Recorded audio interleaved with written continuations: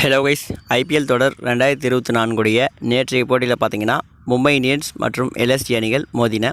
இந்த போட்டியில் பார்த்தீங்கன்னா டாஸ் வென்ற எல்எஸ்டி கேப்டன் கேஎல் ராகுல் பந்துவீச்சை தேர்வு செஞ்சிருந்தார்.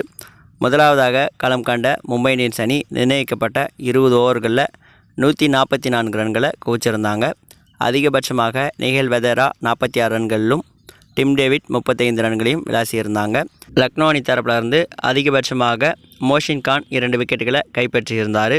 பின்னர் 145 என்ற எளிமையான இலக்கை நோக்கி களமிறங்கிய லக்னோ அணி 19.2 ஓவர்களில் போராடி 4 விக்கெட் வித்தியாசத்தில் வெற்றி அடைஞ்சிருந்தாங்க. மேலும் இந்த போட்டியில் லக்னோ அணி தரப்பிலிருந்து அதிகபட்சமாக மார்க்கஸ் ஸ்டோனிஸ் 62 ரன்களையும் கேப்டன் கேஎல் ராகுல் 28 ரன்களையும் குவிச்சிருந்தாங்க.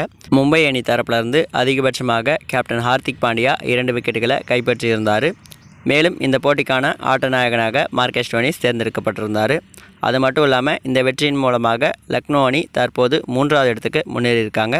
இந்த தோல்வியின் மூலமாக தற்போது இந்த வருடம் 2024 பிளே ஆஃப் சுற்றிலிருந்து 2வது அணியாக மும்பை இந்தியன்ஸ் அணி வெளியேறியிருக்காங்க. இதற்கு முன்னதாக ஆர்சிபி அணி வெளியேறிய நிலையில் தற்போது மும்பை இந்தியன்ஸ் அணியும் பிளே ஆஃப் சுற்றிலிருந்து வெளியேறியிருக்காங்க.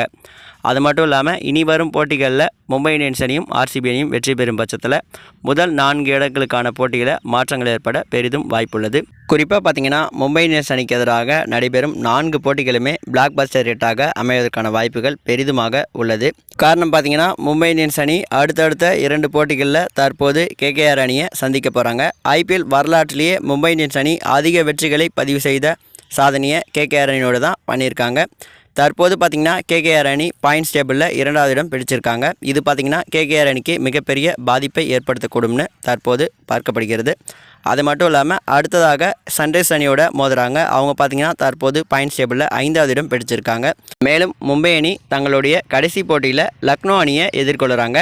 இந்த போட்டி பார்த்திங்கன்னா லக்னோ அணிக்கு மிகவும் முக்கியமான போட்டியாக அமைவதற்கான வாய்ப்புகள் பெரிதும் காணப்படுகிறது. அது மட்டும் இல்லாமல் லக்னோ அணி கடைசி கட்டத்தில் முதல் 2 இடங்களில் இருப்பாங்களா அல்லது 3வது மற்றும் 4வது இடங்களில் இருப்பாங்களா என்பதை தீர்மானிப்பதற்கான போட்டியாகவும் அமைவதற்கான வாய்ப்புகள் பெரிதுமாக உள்ளது.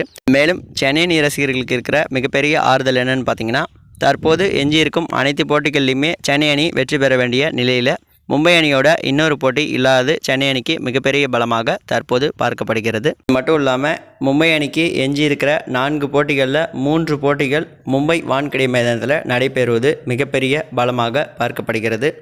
இன்னொரு போட்டி பார்த்திங்கன்னா கொல்கத்தா ஈடன் கார்டன்ஸில் நடைபெறுது. இந்த போட்டியும் பார்த்திங்கன்னா ஆல்மோஸ்ட் மும்பையினுடைய ஃபேவரட் மைதானமாக தான் இது வரைக்கும் ஐபிஎல் வரலாற்றில் அமைஞ்சிருக்கு. இதை பற்றி உங்களுடைய கருத்து என்ன அப்படின்றத மறக்காமல் கமெண்ட் பாக்ஸில் ஷேர் பண்ணுங்கள். மேலும் இந்த மாதிரி இன்ட்ரெஸ்டிங்கான தெரிஞ்சு நினச்சிங்கன்னா மறக்காமல் நம்ம சேனலை சப்ஸ்கிரைப் பண்ணிக்கோங்க. தேங்க்யூ ஃபார் வாட்சிங்.